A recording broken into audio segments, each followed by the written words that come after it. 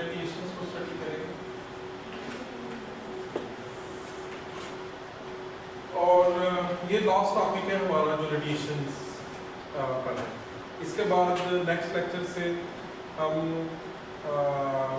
Lagrangian और Hamiltonian फॉर्मूलिज्म जो है वो इलेक्ट्रोडायनामिक्स के लिए डेवलप करेंगे और जो मेरी कोशिश होगी कि हम 5-6 लेक्चर में जो फाइनल लैग्रांजियन और हैमिल्टोनियन है जिसमें classical mechanics with relativistic formalism plus electrodynamics completely to study the effect of fields on a charged particle and the fields radiated by charged particle are encompassed into a single Lagrangian.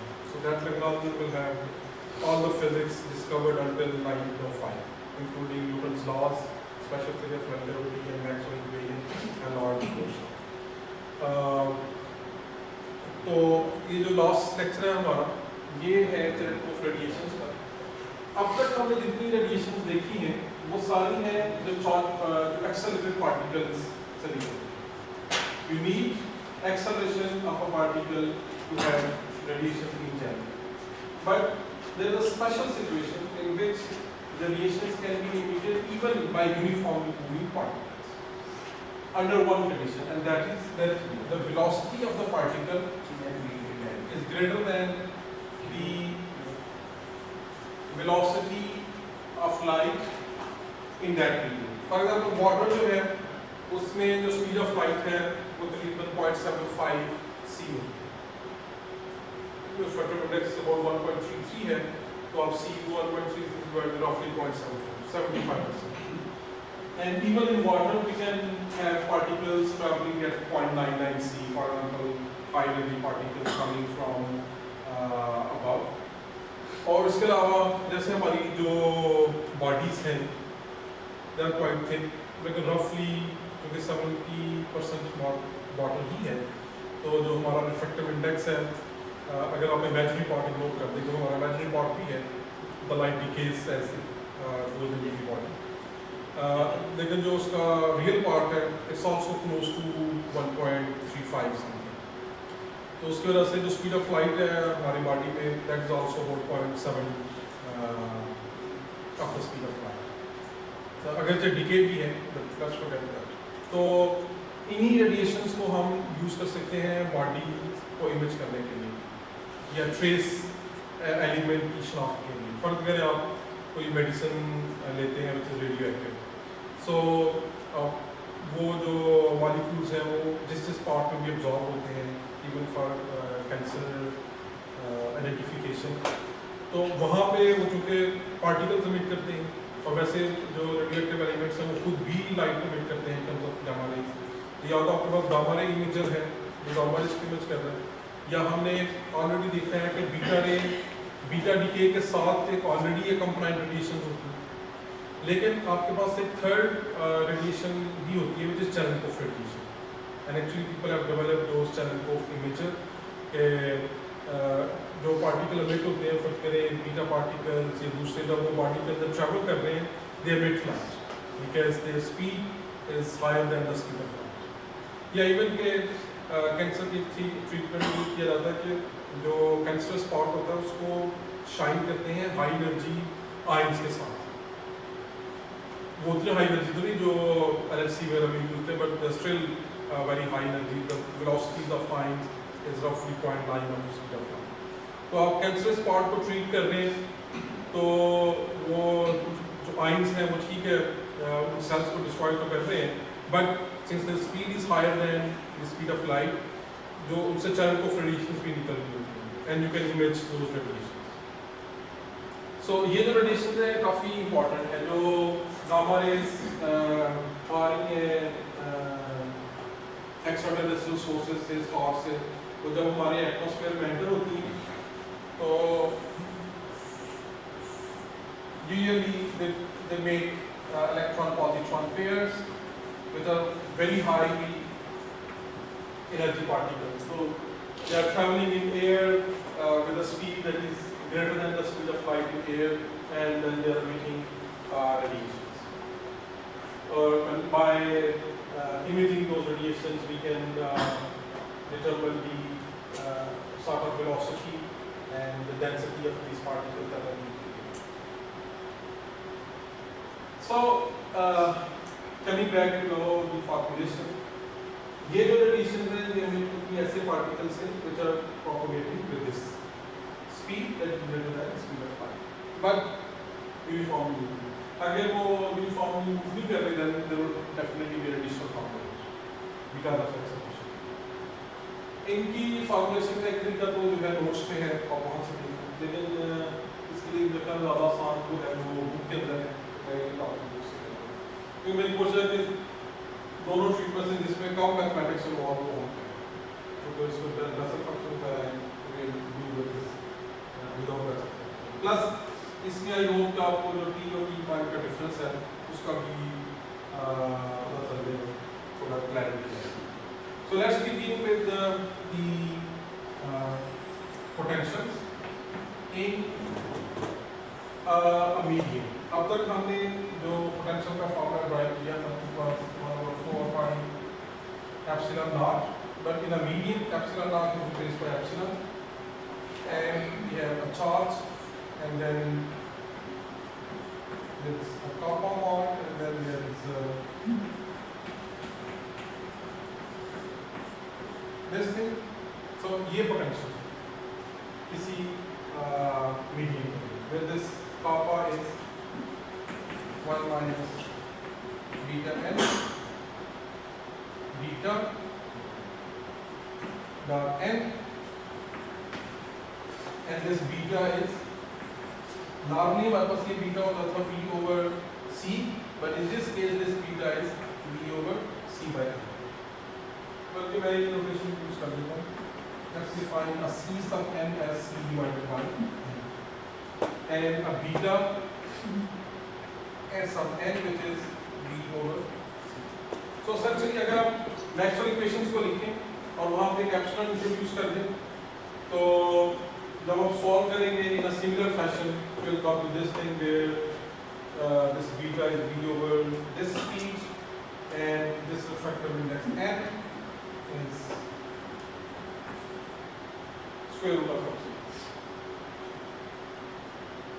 अगर material magnetic भी है then it will be square root of.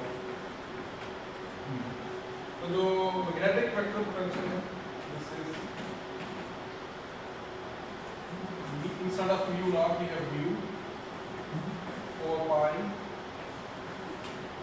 EB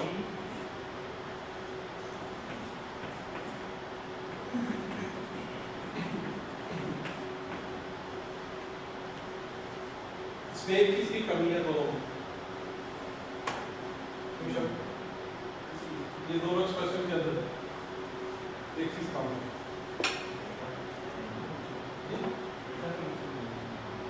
delta function, ये delta function तो derivation के दौरान use होता है, तो ग्रीन फंक्शन के साथ मल्टीप्लाई करते हैं. The missing part is this important condition that always have to be fulfilled, that it has to be evaluated at t prime, where f of t prime is t prime minus t plus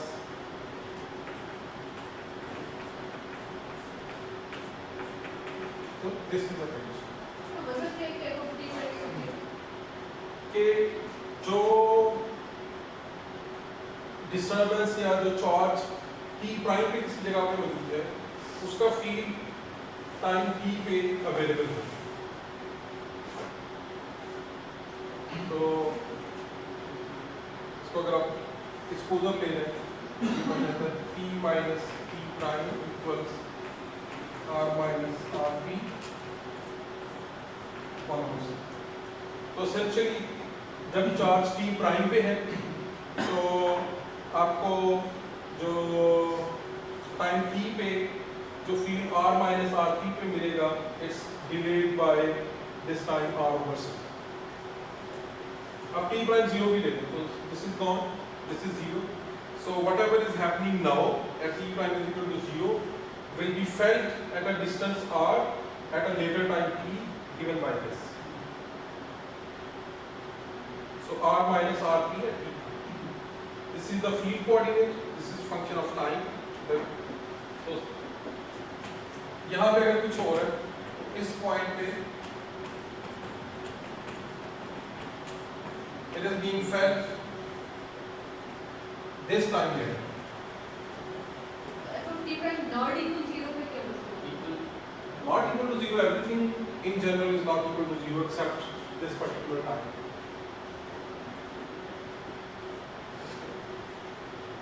अभी वही इसको हम थोड़ा ज़्यादा बेहतर तरह से इस प्रॉब्लम में समझ सकते हैं।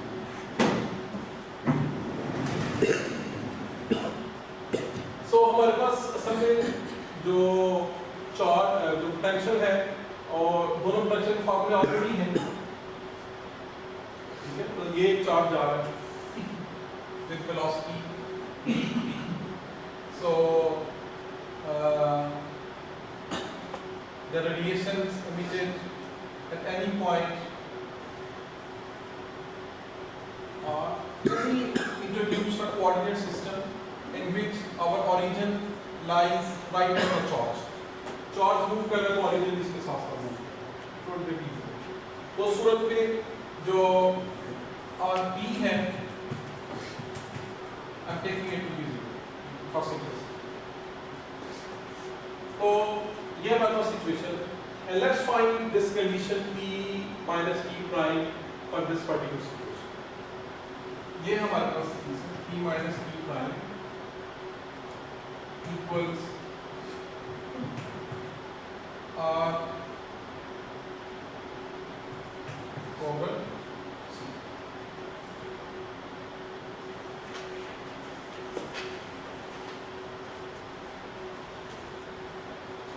Actually C by N.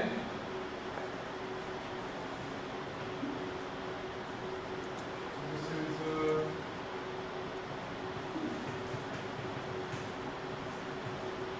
in general this is this.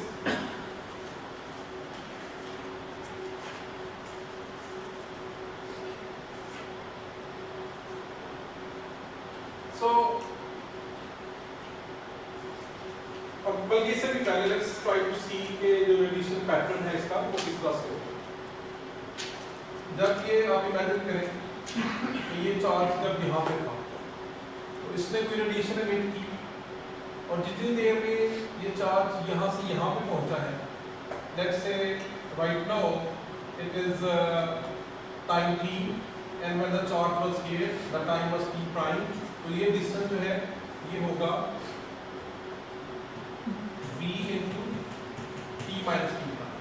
So t prime was the time when the charge was here and t is the time when the charge is here. So this is the distance traveled by this charge. और उतनी देर में यहाँ से जो radiation emit होगी वो कहाँ तक पहुँची है? वो पहुँची है let's say somewhere here. यहाँ पे जब चार्ज में स्फेरिकल वेव्स एमिट की तो they are here. And what's the radius? This distance is Cn T minus T prime. So जो लाइट इससे निकली है वो Cn स्पीड से ट्रैवल करती है और ये मैंने इधर तक बनाया क्योंकि Cn is no smaller than V. So light slowly propagate करती है और पार्टिकल जो है वो लाते से मूव करता है। और जब यही चार्ज पार्टिकल जैसे यहाँ पे था तो उस वक्त जो से रेडिएशन निकली है they have traveled to somewhere here in the time when the charge has gone from here to here. और जब ये पार्टिकल ऐसे यहाँ पे है और जितनी देर में यहाँ से यहाँ पे पहुँचा जो रेडिएशन से निकली है वो यहाँ तक पहुँची। So जो वेव्स हैं अगर मैं वेव फ्रंट बनाऊँ तो it's like a cone.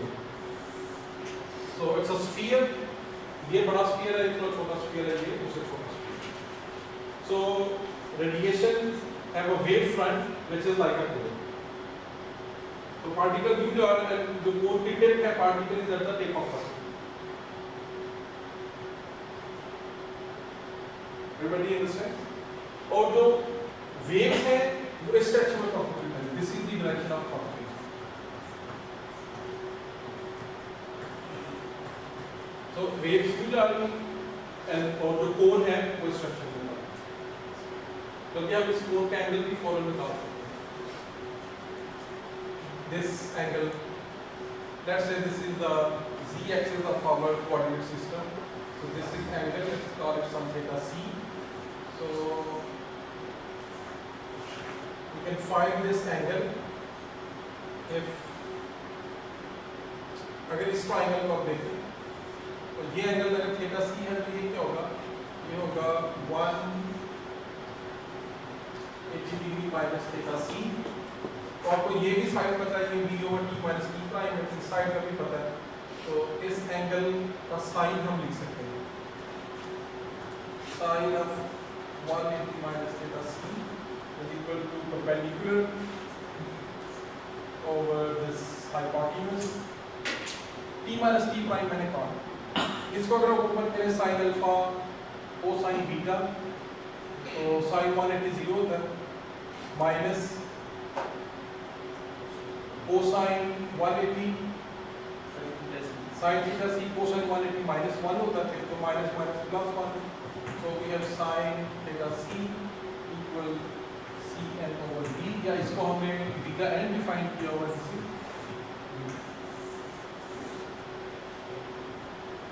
And since beta n is greater than 1, this sin theta c is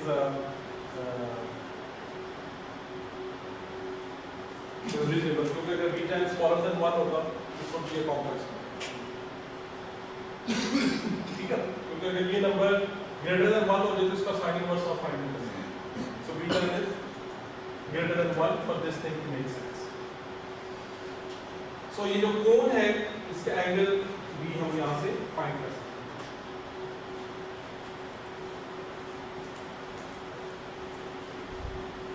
Okay, so let's now get back to this thing. और उसके लिए फर्स्ट करें यहाँ पे हमारा पार्टिकल है, and this is the कोण, radiation कोण. और फर्स्ट करें कि यहाँ पे कोई पॉइंट है. सो यहाँ पे अगर पॉइंट होगा उसकी रेडिएशन 0 है. यहाँ पे कोई पॉइंट है तो उसका लेट्स से जो पोजीशन वेक्टर है पार्टिकल से, क्योंकि ओरिजिन हमने पार्टिकल के ऊपर लिया हुआ है, उसका लेंथ r है और इसका एंगल जो है let's say this is some theta. और फर्स्ट करेंगे पार्टिकल जो है वो यहाँ पे करके कहीं पे था जब उसने रेडिएशन इमिट की जो कि यहाँ पे आई. सो लेट्स से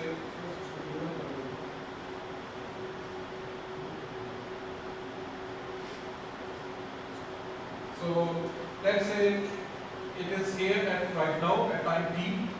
So this is the position of the particle at time t prime, and this is r of p, and this is r of p prime.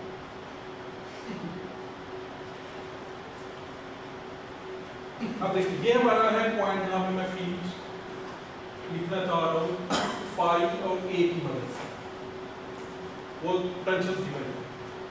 ये कंडीशन हमने कंप्यूट कर ली है और इस कंडीशन को कंप्यूट करने के लिए फील्ड पॉइंट सेट किया है जिसका जो डिस्टेंस है पार्टिकल से राइट नाउ इट्स r, और some time earlier at time t equal to t prime the distance was r of t prime.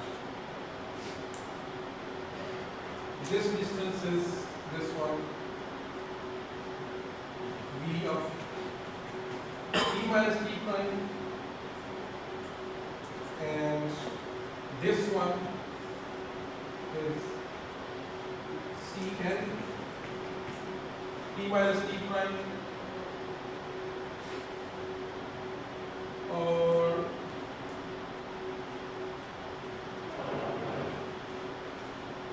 ये एंगल अगर थीटा है तो ये एंगल हो जाएगा 180 minus theta, we call it theta prime.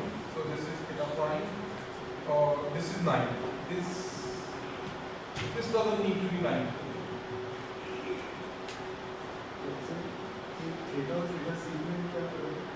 Theta c is the angle of cone which is fixed for a given velocity. Theta is the angle of the position vector of the field point जहाँ पे आप field लिखना चाहते हैं, ठीक है? Field point कहीं भी हो सकता है.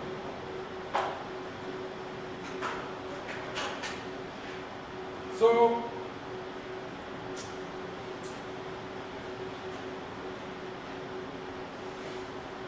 ये जो डिस्टेंस है CN T minus T prime, यहाँ से हम अगर ये T minus T prime को इंक्लूड कर दें तो दिस वुड बी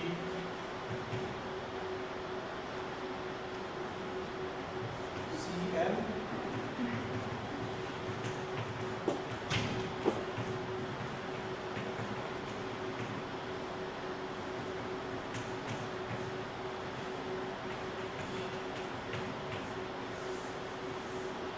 तो पहले यहाँ से डायरेक्टली लिख सकते हैं. So this is the R minus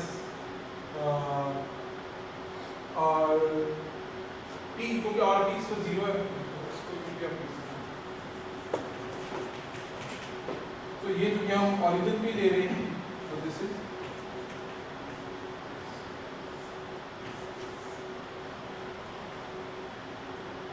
and ये जो डिस्टेंस है इसको आप in terms of this and this coordinate इस तरह से भी लिख सकते हैं. तो देखिए ये इक्वेशन है जिसको मैं सॉल्व करना है T minus T prime के लिए, और इसमें ये जो R of T prime है इसकी वैल्यू मैं उस ट्रायंगल से कंप्यूट कर देता हूँ using law of cosine. So law of cosine tells us that R of T prime is equal to this side square R of T square. तो R of T है ना, उसको मैं सिर्फ on R square and that side minus 2 into this side and cosine of the angle of between the two. Sir R of T prime क्या है? R of T prime है ये distance,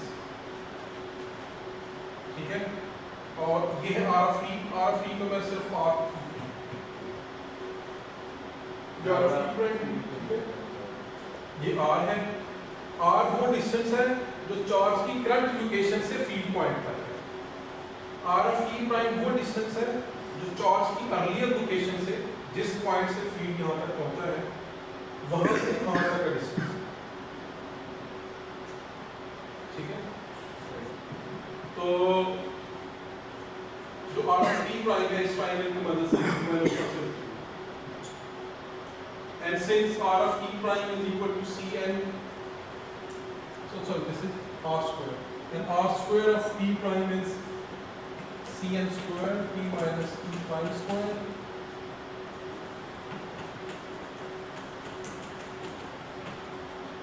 इसका कोसाइन ओपन करेंगे तो ये आ जाएगा cosine 180 into cosine theta.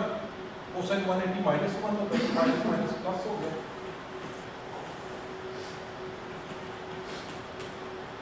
Cosine theta. अब ये क्वाड्रेटिक इक्वेशन है T minus T prime, तो ये टर्म यूजर ले लें T minus T prime square into B square minus Cn square plus 2RB plus R square equal to 0, and the quadratic formula gives us T minus T prime is equal to minus 2RB cosine theta plus minus 4R square B square cosine square theta minus 4 A C.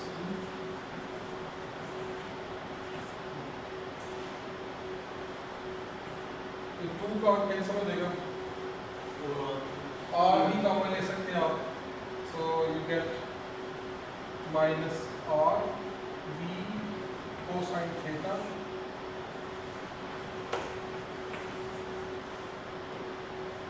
R V minus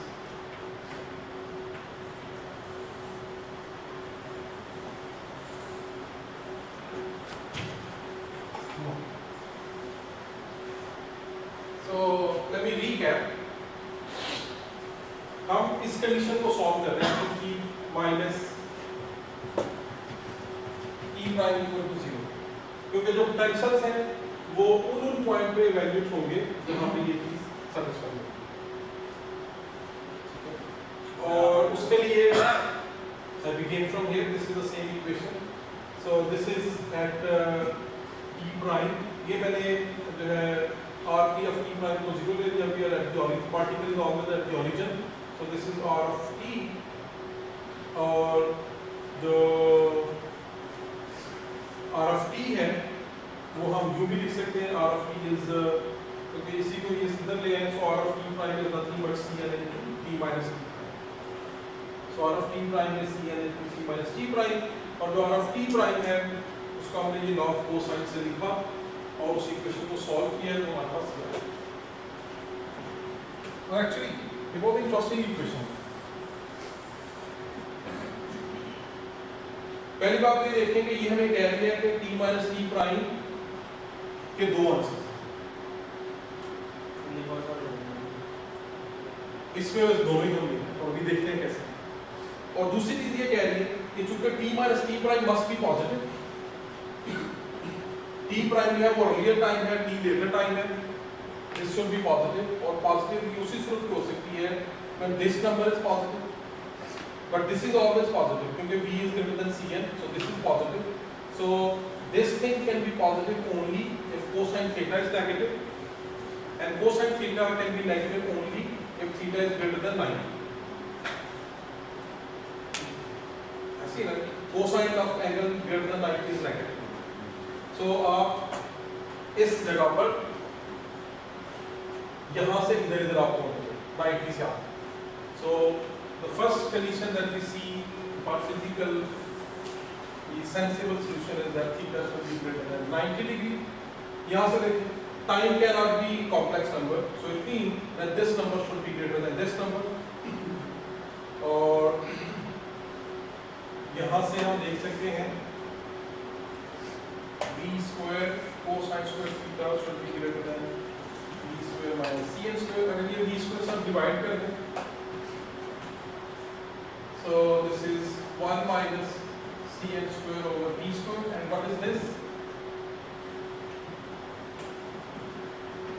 Sine square theta c.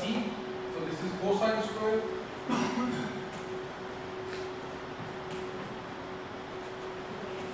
theta c, and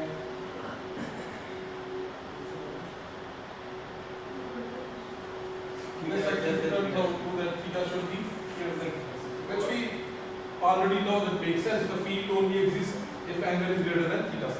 theta less than this नहीं होना चाहिए कि cos square theta decreasing होना चाहिए. Less than. यहाँ पर Let's see. ये ठीक है. एक बार ही मुझे की बात है. 1 minus ये भी ठीक है. So अगर Theta greater than 90 भी तो है. थीटा ग्रेटर देन 90 है, ठीक है. तो ये दोनों अगर आप स्क्वायर ले लेते हैं तो दोनों की तरफ से माइनस माइनस वाला स्टैक कर ये आ गया. सो ये जो दो कंडीशन है कि theta should be greater than theta c and theta should be greater than 90 degree, under those conditions this gives us a positive number. और उसमें ये देखें अभी इसके अंदर एक और चीज भी आ गई. ये तो पॉजिटिव हो गया, लेकिन जो जो उसमें जो प्लस वाला सॉल्यूशन है it will give physically sensible solution, लेकिन जो माइनस वाला है ये उसी सूरत में हमें रीजनेबल सॉल्यूशन देगा if this all of this number is smaller than all of this number. ठीक है. So minus RB cosine theta must be greater than R into all of this. और अगर समझे इसको भी आप सॉल्व करें तो I think we will get this situation. V should be greater than C. क्योंकि इसका स्क्वायर जब मैं इसके स्क्वायर पे ये बड़ा होना चाहिए तो ये v स्क्वायर कोसाइन स्क्वायर इससे कैंसिल हो जाएगा and we will be left with that negative of this should be smaller than 0 क्योंकि u आना है तो ये कैंसिल हो गया तो 0 आ गया तो ये माइनस उधर ले लें so v square minus cn square should be greater than 0 which means that v square should be greater than 0. So under these three conditions we will have both solution as possible. और इसका मतलब क्या है दोनों solution का? Interesting. Let's see. So this is the cone that I already drew. लेकिन ये जो हमें एक और चीज बता रहा है कि ये जो ऑब्जर्वेशन पॉइंट है इस पे जो फील्ड मिल रहा है वो असल में 2d से आ जब ये पार्टिकल यहाँ पे था और यहाँ से इसने जो एमिट की रेडिएशन वो यहाँ पे फिर और ये जो और यहाँ से ये पार्टिकल P प्राइम से चल के ये जितनी देर में यहाँ से यहाँ पे आया उतनी देर में रेडिएशन यहाँ तक चली लेकिन जब ये पार्टिकल थोड़ा सा आपको समझाना इधर करके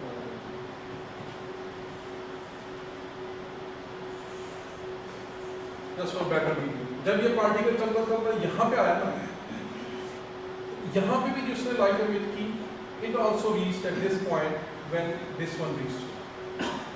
So यहाँ पे जो रेडिएशन आ रही है दो जगह से आ रही है एक जगह से नहीं आ रही क्योंकि यहाँ से जब इस पार्टिकल ने रेडिएट किया तो इसको कुछ टाइम लगा यहाँ पे पहुँचने में उतनी देर में ये जो पार्टिकल है ये यहाँ से यहाँ पहुँच गया लेकिन दरमियान में ही जो उसने यहाँ से जो रेडिएशन एमिट की थी वो भी इस टाइम के अंदर यहाँ से यहाँ तक पहुँचा so at each point we are getting radiation which are sum of two parts one coming from an earlier time and one coming from a later. So, if you are not convinced, you can think like this. यहाँ वाली जो radiations हैं वो जैसे यहाँ तक पहुँची हो तो अगर आप फील्ड पॉइंट भी लें तो इस पार्टिकल से जब यहाँ पे था जब ये चलता चलता यहाँ पे आया तो यहाँ से इसने फिर रेडिएशन ली तो जितनी देर में यह पार्टिकल यहाँ से यहाँ पहुँचा ये जो रेडिएशन है ये यहाँ तक भी पहुँचा. So at this point we are getting radiations from 2 points simply because particle is moving faster than the radiation. क्योंकि पार्टिकल जो है वो इससे आगे निकल जाता है स्पीड से और यहाँ वाले जो रेडिएशन है वो भी जितनी देर में यहाँ से यहाँ तक जाता है रेडिएशन यहाँ से यहाँ तक आता है. So at each point inside the cone we are getting radiations from 2 positions of the path.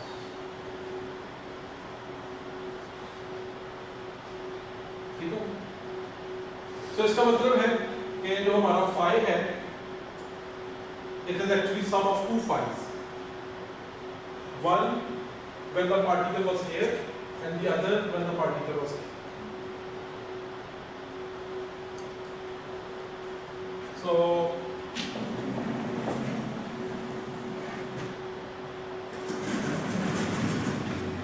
और अगर आप देखें तो दोनों पोटेंशियल्स के अंदर स्केलर और वेक्टर के अंदर जो टाइम डिपेंडेंट पार्ट है वो सिर्फ ये है कापा into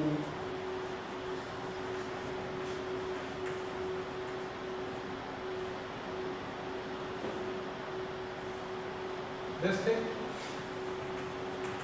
So let's just evaluate this part. So this kappa was 1 minus beta n. The n hat और चूंकि इस फॉर्म 0 ले रहे हैं so this is just magnitude of r of p prime. So r of p prime अंदर में है so we have r of p prime minus beta n और चूंकि ये n है असल में r की डायरेक्शन है so I can write it r. ठीक है ये n है r की डायरेक्शन होगी so we have to evaluate this number. So this is r of p prime नहीं यहाँ पे लगा सकते सही आपने कहा कि जो phi है वो that is actually sum of two functions. sum of two differences from at one time and later. जब फिर हम ये जो डिनोमिनेटर में वैल्यूएट कर रहे हैं उसके at f of t prime इसका क्या मतलब है कि ये इसका मतलब यही है कि t minus t prime is equal to one solution पे वैल्यूएट करेंगे and then at the other one, क्योंकि ये मैंने निकाल लिया है कि इसका मतलब है कि t minus t prime should be equal to this। तो अब असल में हम इस हमारा टास्क ये है कि इस t minus t prime को इसमें पुट करना और इसकी वैल्यू निकालना एक के लिए, फिर t minus t prime put करना दूसरे के लिए, और फिर दोनों डिनोमिनेटर में सब पुट करके दोनों फाइव को ऐड करना। लेकिन फॉर्चुनेटली हम अभी देखेंगे कि दोनों t minus t prime जो है ना उनके ऊपर इसकी वैल्यू एक ही होती है, तो इसलिए I'll be just evaluating it at the same time for both solutions. So let's say this is the observation point. This is of t prime. This is theta, and this is r. Or let me, and this is beta n. Don't forget this. And let's call this angle some, I don't know, some phi, small phi, so that I can compute this r into beta n. So this is, and r of t prime is nothing but cn t minus t prime, where it is this, little more than थोड़ा सा। So this is r of t prime, beta n into r, ये beta n है, ये r है, so this is some minus r of t prime beta n some cosine phi। अब ये जो number है ना r of t prime into cosine phi, let's evaluate this thing। ये r of t prime into cosine phi क्या है, ये वाला distance। So this is r of t prime into cosine phi, and this is equal to whole minus this, and this is r at t into cosine of this angle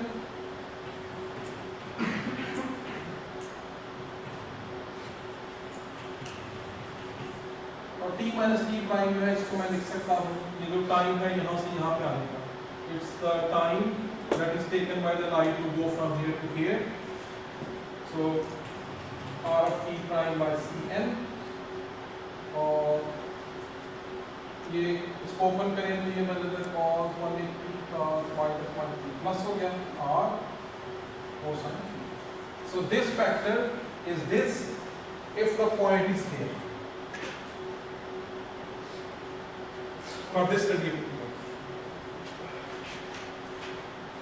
ठीक है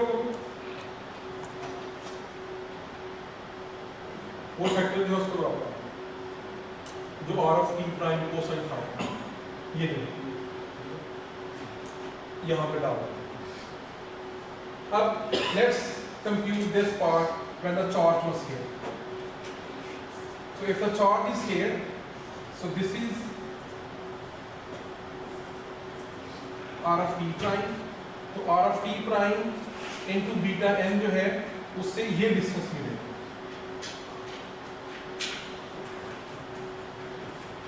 So this is the distance for the particle when it was here। So ये है, so this is for one solution and this is for the second solution, and let's say still this is the angle phi, तो चूंकि अब phi greater than 180 है, so there will be a negative sign here, so now this distance is equal to this whole or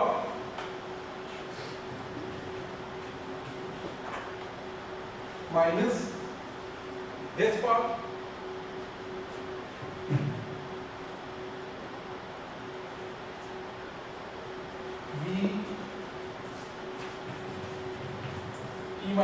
prime और बल्कि ये भी minus होने के लिए माइनस है। So I get r of t prime cosine phi equal to r cosine theta plus v r of t prime होगा।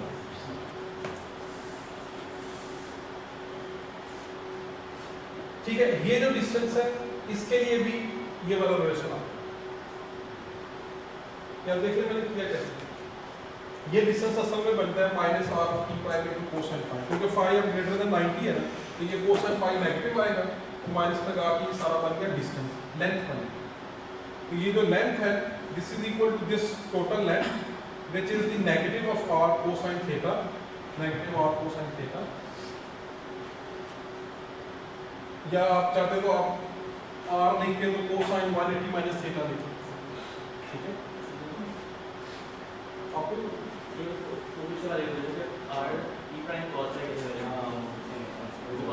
ये कैसे है, ये तो और ये जो है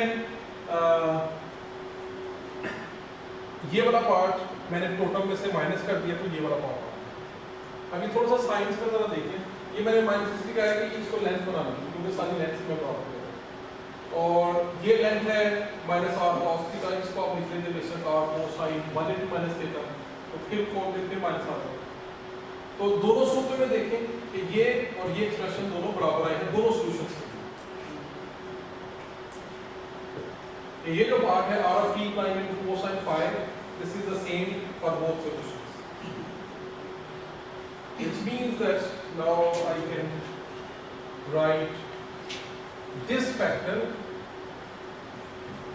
as r of t prime minus beta n, और r of t prime cosine phi की जगह क्या देगा, r cosine थीटा,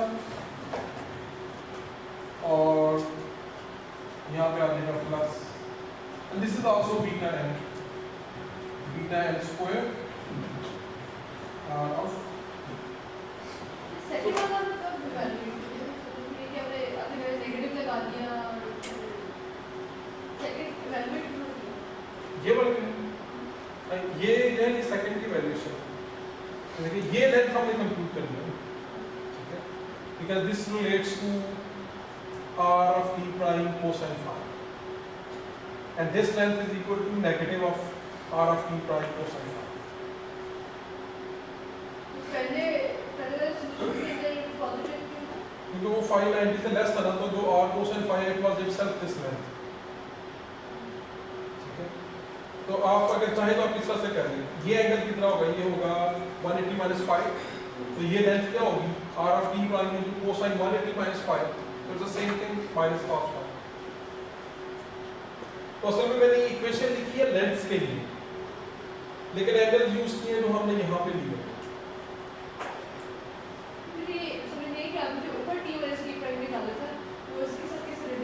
वो भी बाद में, अभी तक मैंने नहीं किया, अभी नहीं किया, अभी थोड़ा सा अब इसको मैंने r of t प्राइम लगा कर दिया ना, तो अब r of t प्राइम जो है इस सूरत में भी और इस सूरत में भी I can write it as c n t minus t prime, और फिर वहां से t minus t प्राइम की वैल्यू निकालो। ठीक है,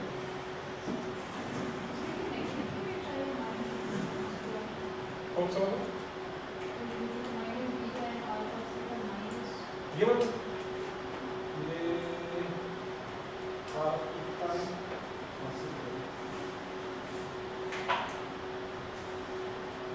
तो इसको मजीद जो है वो मैं इन दोनों में से r of t prime common ले लेता हूँ और उसकी जगह रख देता हूँ c n t minus t prime into 1 minus beta n square minus beta n r cosine theta। अब जो है ना वो ये t minus t प्राइम की वैल्यू कर देते हैं, so c n 1 minus beta n square into minus r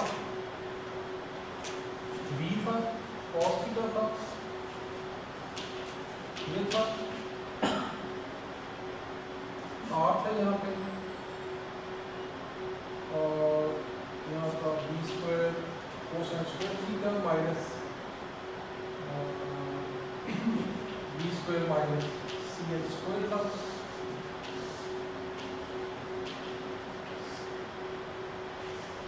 minus beta n are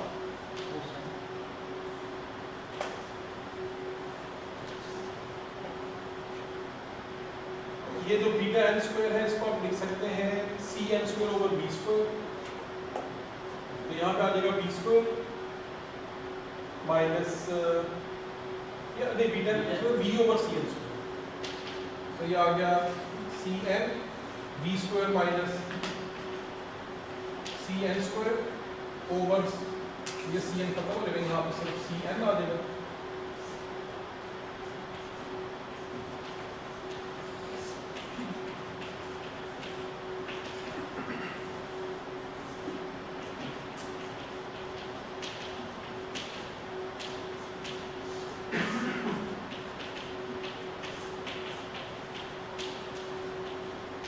तो ये टर्म इस टर्म से कैंसिल होता है,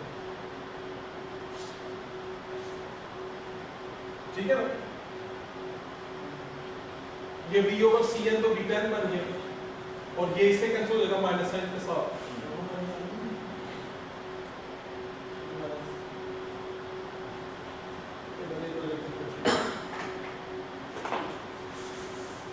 क्योंकि ये है v square over c n square इधर आया तो इससे कैंसिल होगा, माइनस का फर्क आएगा और माइनस माइनस प्लस ये माइनस से कैंसिल हो गया एंड ये है और ये जब इससे मल्टीप्लाई होगा तो ये इससे कैंसिल हो गया, माइनस साइन का फर्क आएगा क्योंकि मॉड है। सो सी एन यहाँ से मैं एक वी भी कॉमन ले लेता हूँ तो ये आ जाएगा r beta N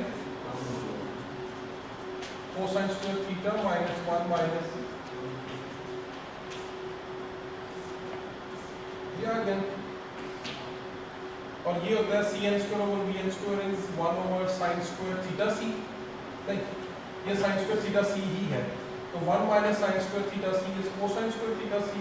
so we have r beta n cosine square theta minus cosine square theta c. अब इसकी जरूरत नहीं है लेकिन दिस इज आपको ज़रूरत है। सो डिनोमिनेटर की वैल्यू दोनों टाइम्स के लिए आ गई है।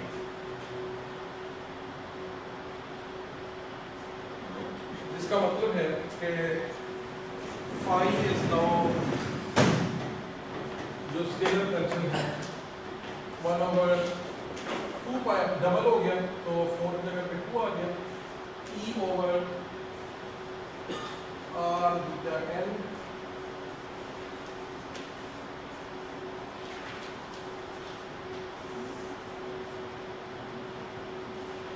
Unit step function of cosine theta minus to include the fact that the field is non-zero only inside the curve.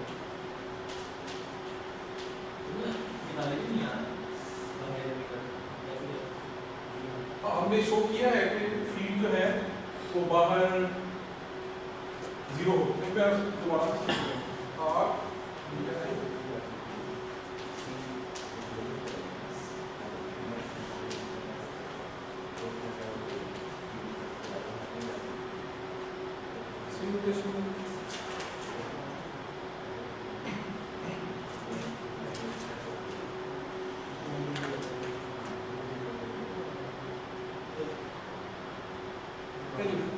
अच्छा तो ये हम देख रहे थे कि जो फील्ड है वो सिर्फ उसी वक्त नॉन जीरो है when your theta is greater than theta c, जो कोण के अंदर है। So this is a way of saying that we get this function theta is defined like this. Theta of x is it's 0 below x and it's 1 when above x is equal to 0. इसमें भी particle के साथ रह सकते हैं अगर हम particle को अगर हम देखते हैं तो फिर उसकी फील्ड निकालना मुश्किल नहीं होगा। देखिए अब देखें कि यहाँ पे पार्टिकल यहाँ से आ रहा है, ठीक है, थीटा मेजर हो रहा है इस एक्सिस के साथ इस तरफ। हाँ तो इसका मतलब ये कह रहा है कि आपको नॉन जीरो फील्ड नजर आएगा if you theta is greater than theta c और नहीं नजर आएगा अगर theta is less than theta c. इनका कोई नया अटैच कर होता है मेरे से है पार्टिकल इससे जिस फील्ड से मूव कर रहे हैं तो फिर फील्ड निकालने की कोशिश काफी वो अगर आप और फ्रेम में तो बहुत मुश्किल हो जाएगा क्योंकि हाँ। इसमें सिर्फ एक कोन है which is going like this। Convenient है इसलिए हाँ। और ये देखिए कि मैंने थीटा माइनस थीटा सी नहीं लिखा बल्कि cos माइनस दिस। हाँ आप देख सकते बता सकते हैं क्यों? आसानी तो इसलिए होती है मैं कहता थी कि थीटा थीटा माइनस थीटा सी क्योंकि ये नॉन जीरो उसी वक्त देता है बट थीटा इज अगर मैं यूं करके लिखता हूँ let's say this is theta c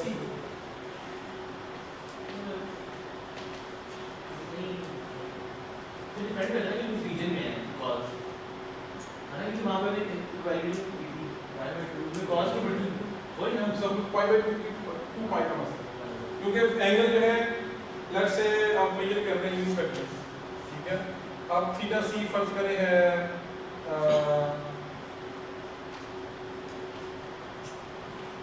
something like this the night is not अब अगर आपका थीटा जो है वो आप यूं में यहाँ से चलते हैं और यहाँ तक आ जाते हैं this theta is greater than theta c but field is लेकिन कोसाइन लेंगे तो उसमें ये ठीक हो जाएगा और ये माइनस से ये नेगेटिव होता है क्योंकि थीटा हमारा 1/2 से ज़्यादा नहीं हो रहा है तो ये भी नेगेटिव नंबर है ये भी नेगेटिव नंबर है तो थीटा माइनस थीटा सी की जगह पे जब कोसाइन थीटा को मैंने लिखा है तो कोसाइन थीटा सी मैंने लिखा कोसाइन थीटा बाहर होगा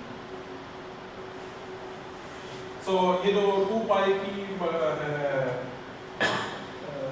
क्योंकि ये कोसाइन पीरियोडिक है 2 पाई में तो I have divided in terms of cosine so these are the potentials actually which are which are present because of the Cherenkov radiation इसमें हमने असल में approximation की है which is hidden और which is very subtle और वो ये है जो एप्सिलॉन है इसको हमने अब तक कांस्टेंट लिया बट इन जनरल जो मटेरियल के एप्सिलॉन होते हैं they are time dependent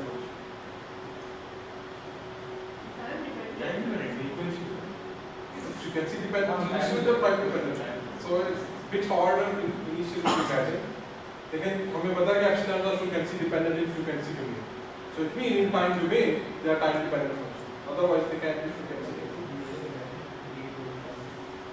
so लेकिन सारे एनालिसिस में I assume epsilon to be constant for function of time which is true if you अगर आप टाइम डोमेन की बात करें if you are working with slowly varying function of time और frequency domain की बात करें तो if you are working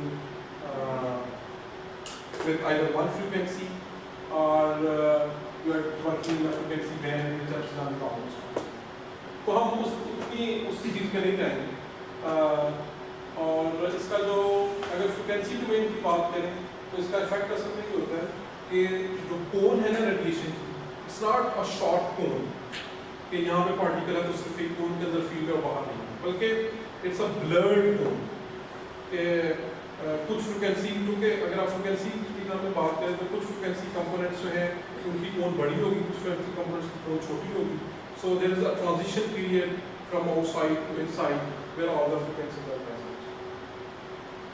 Anyway, so after the potentials, we can compute the fields very easily.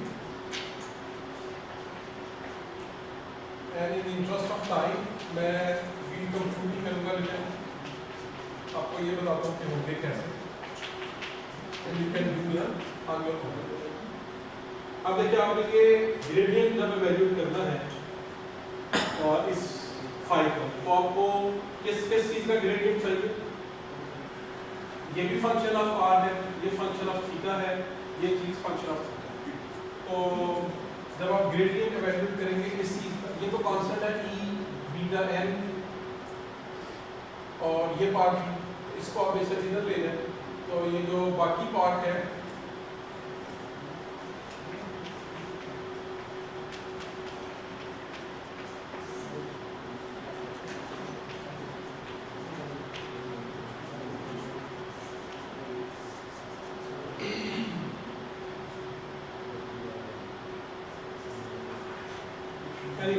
So इसका जो ग्रेडियंट है this is equal to the gradient of 1 over r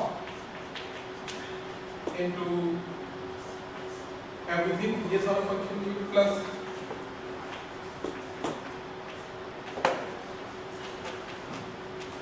this gradient over r into this function plus and gradient of 1 over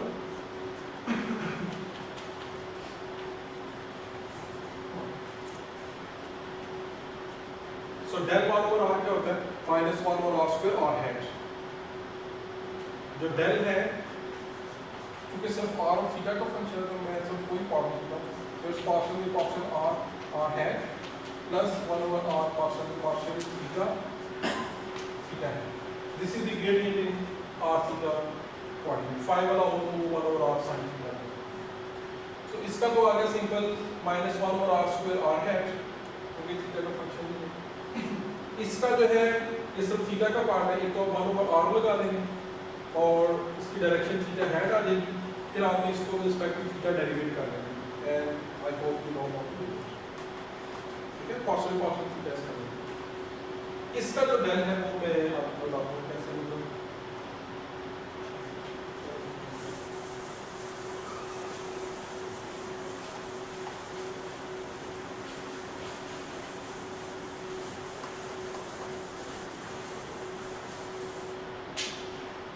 So del of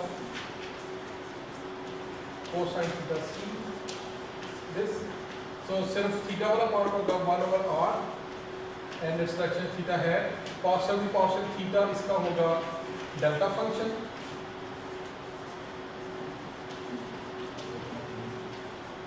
और फिर इसका derivative ये 0 आ जाएगा, ये minus cosine theta का डेरिवेटिव माइनस साइन होता है, so this is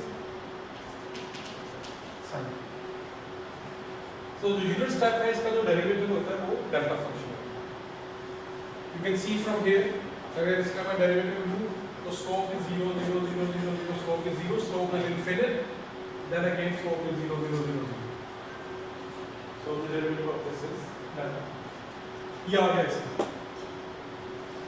जब आप पार्शियल ए में पार्शियल टी कंप्यूट करना चाहते हैं तो आपको 1 over r का भी पार्शियल करना है कंप्यूट, तो पार्शियल 1 में r में पार्शियल t ये होता है minus 1 over r square partial r में पार्शियल t और पार्शियल r में पार्शियल t क्या होगा जी v नहीं होगा.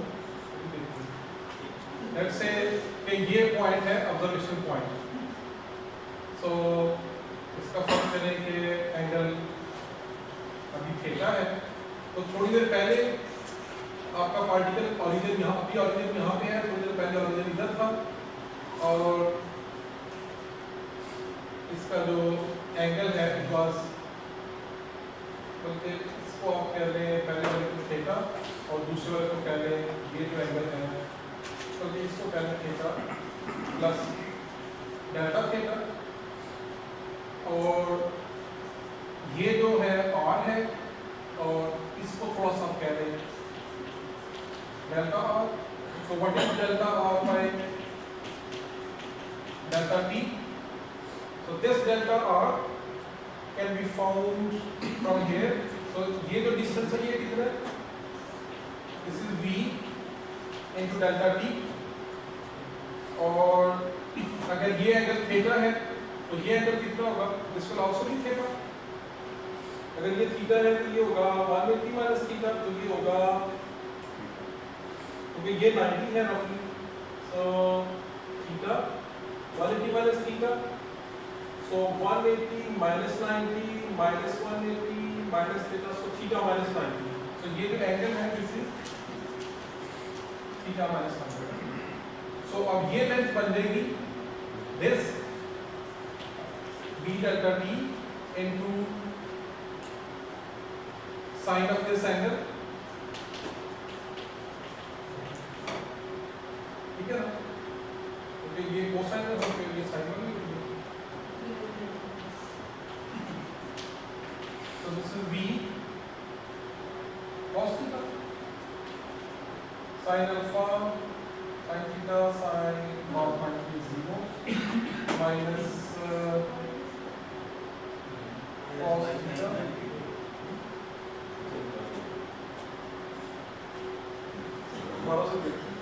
हाँ ठीक है, yeah. So this is your R dot. जब आप पार्शियल की थीटा भी गणना करेंगे, the only thing that you need is theta dot.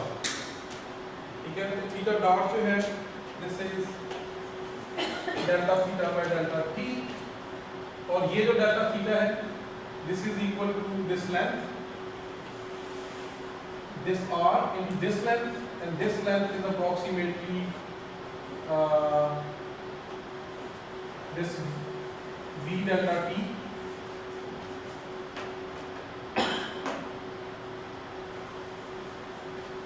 into cos of this angle and cos of theta minus 90 over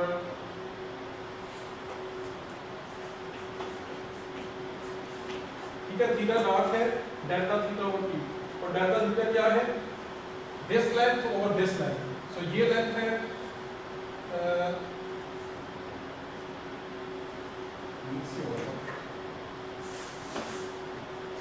ये लेंथ है v delta t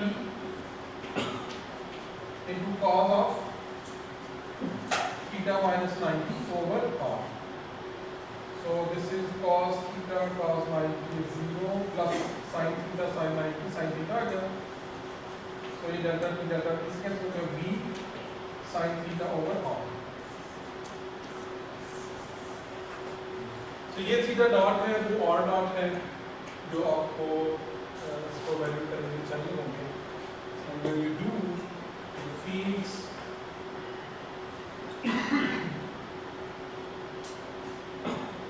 come out to be like this is by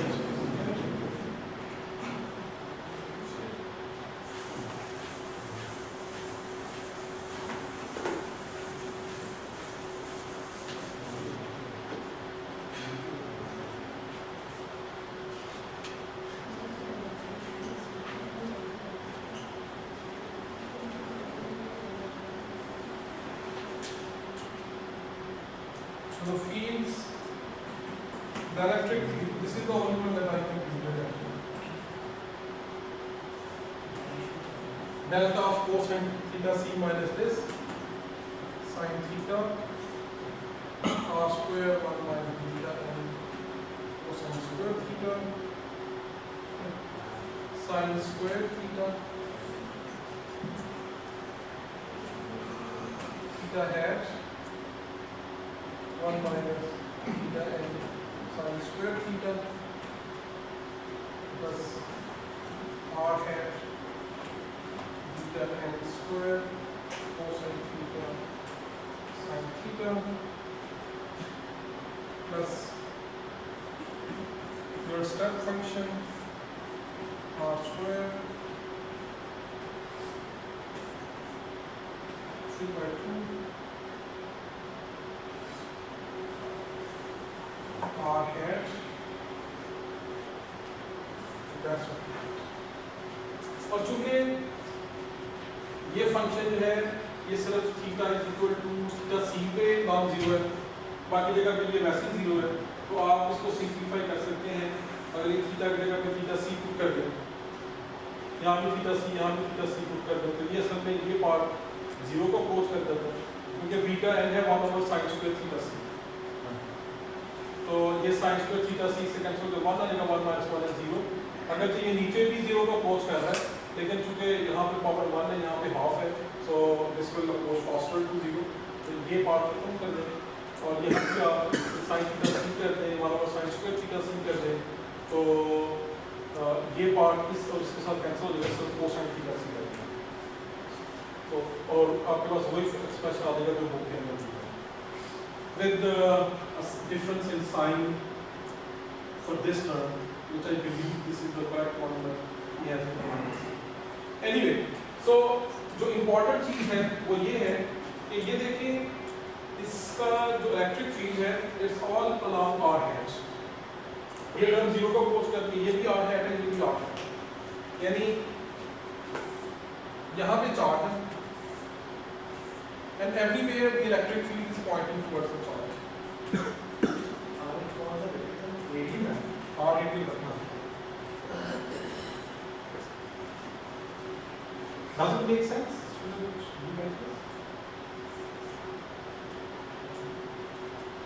यहाँ पे तो sense बनती है, right? Can you see it? ये कोन के ऊपर तो जो कोन है वहाँ पे तो सेंस बनती है। The field should be around the surface of the cone. क्यों कैसे? क्योंकि wave propagate इस direction में कर रही है, so the electric field has to be perpendicular to this. क्योंकि wave इस direction में propagate नहीं कर रही, only the particle is going here, the wave is going this way and left. In general, the wave is propagating away from this line, both inside and out. क्योंकि जो ये वाला part है, ये असल में यही कोड propagate करके यहाँ पे आएगा। क्योंकि थोड़ी देर बाद यही सरफेस यहाँ पे होगी, ये यहाँ पे होगी, और ये जो वेव्स हैं, they are going to this side. Magnetic field comes out to be perpendicular to this. अब ये जो फील्ड एक्सप्रेशन है, इसमें एक तो मसला है कि आप देखें डेल्टा के ऊपर सिमिलैरिटी है, which is obviously because of the fact of approximation that we have made. वही जो हमने एप्सिलॉन को टाइम डिपेंडेंट लिया है. If we have taken epsilon to be a real time dependent function, तो about the analytical results would not have been possible. तो लेकिन अगर आप इसी को approximate करके frequency domain में इसका frequency spectrum find करें, तो roughly speaking, then you can get the frequency contents. लेकिन इसका frequency spectrum काफी broad होता है because of this singularity. आप बेशक इसको थोड़ा सा स्मूथ आउट भी कर रहे हैं, there is a singularity, sudden singularity, that the field goes from nothing, from zero, from nothing to something. So whenever you have a step function in time domain, in frequency domain, in general, you get a broad frequency spectrum.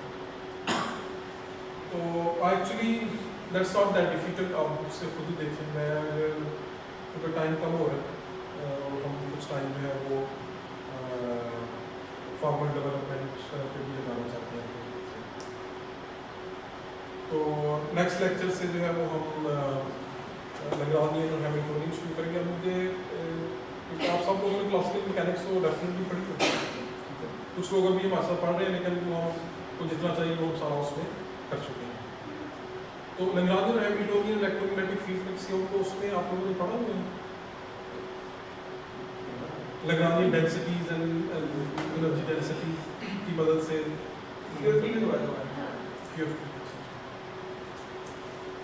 चलो we will assume that we almost know.